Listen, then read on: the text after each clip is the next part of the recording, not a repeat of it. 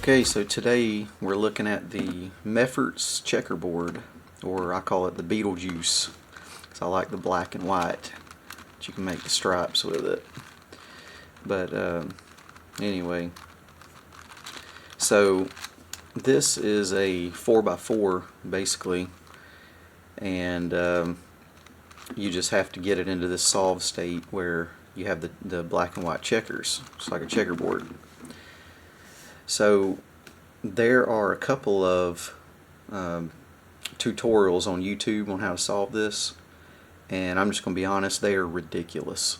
They will make your head explode. But I have discovered the secret, Henry.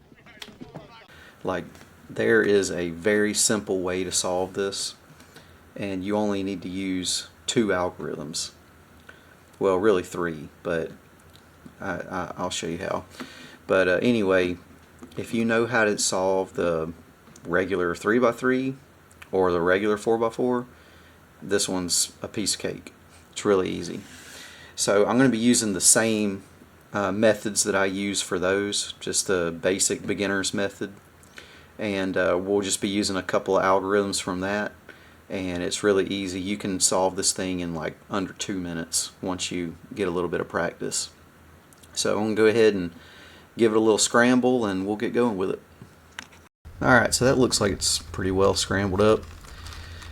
You can only mix it up so much. I mean, half of it's black and half of it's white, so it is what it is. But anyway, so the first thing you want to do is solve 3 of the black centers, and you want them to be like touching each other. So for instance, you want to do like this one and this one and this one. You don't want to do like one on top and one on bottom necessarily, because you may end up having to move it later, but it's not a big deal if you do. But just to make it simple, I like to do all 3 of them together. So I'll do like this one, this one, and this one. So I'll just start by doing that. Again, if you know how to do the 4x4, you should already know how to do this, but I'm just going to make the entire center black. So there's one. Okay, so let's just do this one next because I've already got 3 there. So I'll move that like that. There's 2, and let's do this one. So I'll move the black up there, move it out of the way, bring that back down. Do another one. Now, if you don't know how to do this, I would say go back, and I've got a video on the 4x4 and you can just check that out. But I would assume if you're trying to solve this thing, you probably already know how to do the 4x4. But okay, so you can see that we've already got 3 black, completely black centers. Alright, now the next thing you want to do is you want to look for black edge pairs.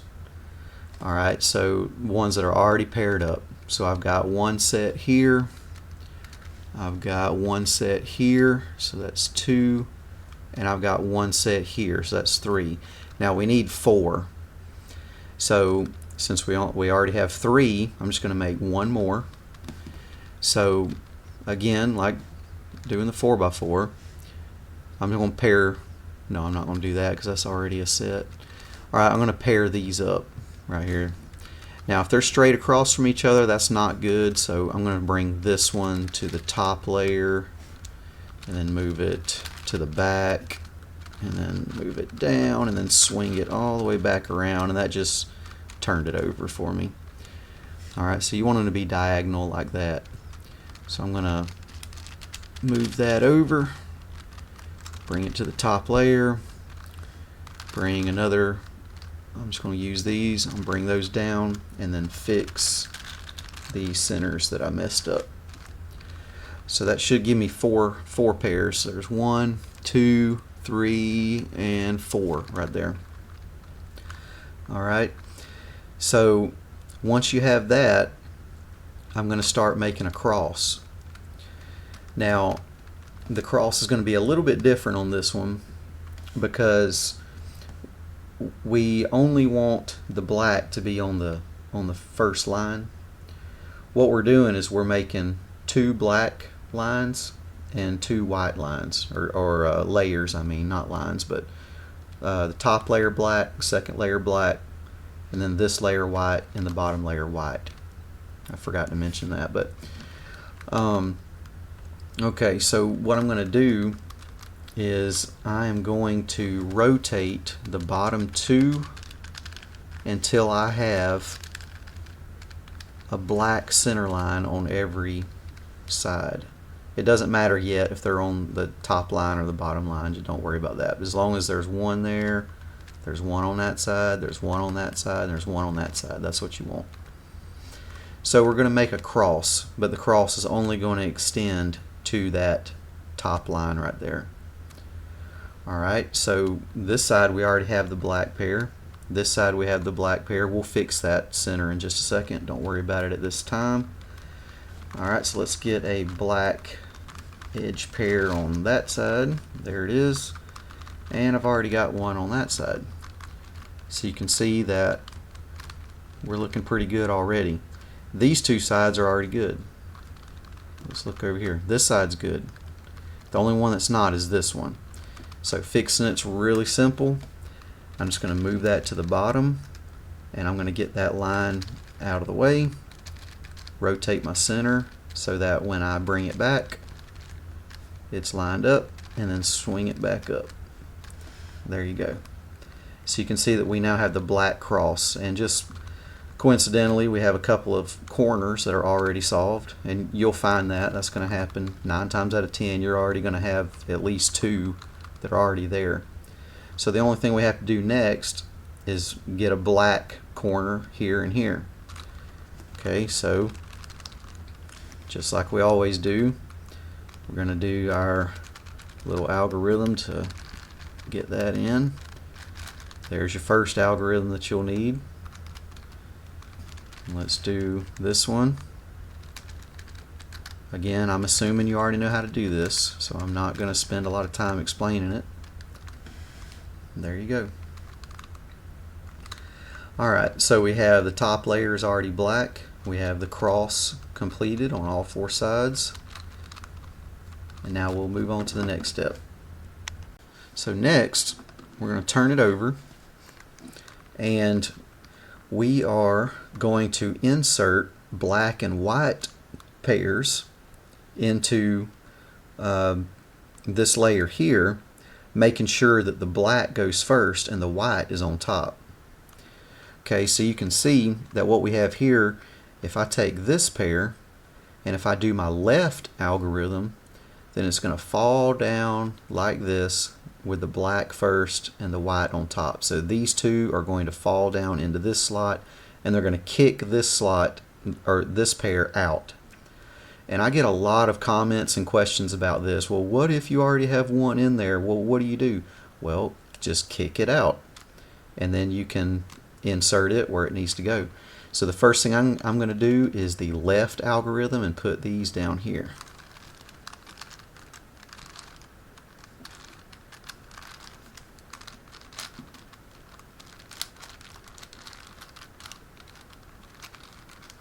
There you go. So they went in, that pair that was in there got kicked out over here somewhere. So there it is. So let's move over here. Okay, I'm going to need to kick this pair out. So, and you can see that if I do the left algorithm again, put this in, it'll kick these out, and then I can put them somewhere else. So let's do the left algorithm again.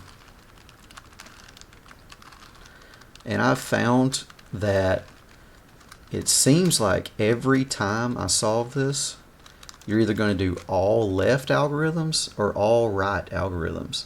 I'm not sure why that is, but I'm thinking that I'm probably going to do all lefts right now. I've already done 2 lefts, but I'll show you an example where you have to do the right. It's the same thing, but just so nobody's confused, I'll show you.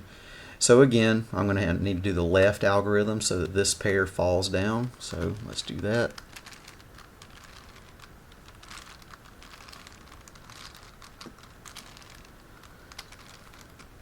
There's that one. And let's move this one over, and I'm going to do left again. so that it falls in.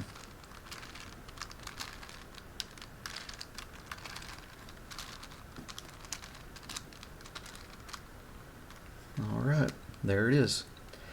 So this was our goal. 2 layers black, 2 layers white. Once you get here, it's really easy to just fix up the checkerboard. But let me show you just an example of where you have to do a right algorithm. Okay, so what if you had this? Alright, so if I'm moving this one, if it's going to fall down, you can see that I need to do the right algorithm. So black here, white here. So you might be thinking, well, what if it's over here? Well, that's not going to work, because I need it to go here. I need it to go left, and if it goes left, the white will be on the bottom and the black on top, so that's not going to work. So we need to set it here, and we're going to do the right algorithm.